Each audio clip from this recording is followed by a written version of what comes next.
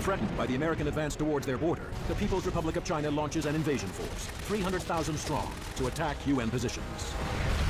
The Chinese had figured out, because they didn't have much artillery, had no air support to speak of, that they were going to have to fight us in an entirely different way, to get into the rear areas, disrupt the artillery infantry team, and to take tanks out of the combat equation. It's like a foot blitzkrieg. When they were given a mission, the Chinese, they did not divert from that mission. They kept on coming no matter how many got killed.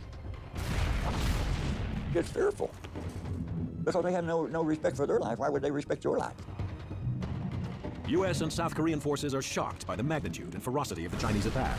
And all along the front, UN forces are easily overwhelmed. We looked at the mountain pass where we came up 3 days before that, and they mined the road over there. There was no way down except down the side of this mountain. I mean, it was a steep mountain. Sergeant Man said, hey, we stay up here and we get killed, and we're not going to get killed. We're gonna get out of here. Old Sergeant Man said, Billy, what do you think? And I said, well, let's try her. You can only wind up at the bottom. Down the side of that mountain, you had gravel, stones, shale, like going down the side end of a gravel pit. We slid probably halfway down that dumb thing with tracks locked. We slid quite a ways. I'd say maybe 500 yards down that steep mountain off that mountain pass. But Billy kept it right straight downhill.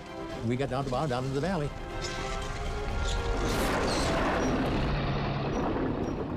There was 3 of us tanks got out of there at that time. The rest of them was still up there. And that's when the 2nd Division just got about annihilated.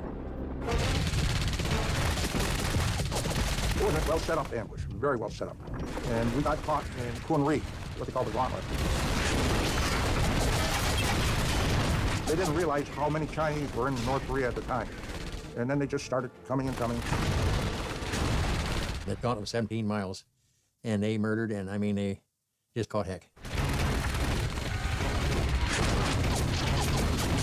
He did all this equipment trying to come down out of Kun Ri Pass. Well, the Chinese had it covered on both sides of that gauntlet. And it was just nothing but blown up vehicles all over the road. We lost probably 3,800 men, I guess, what they told us. I don't know.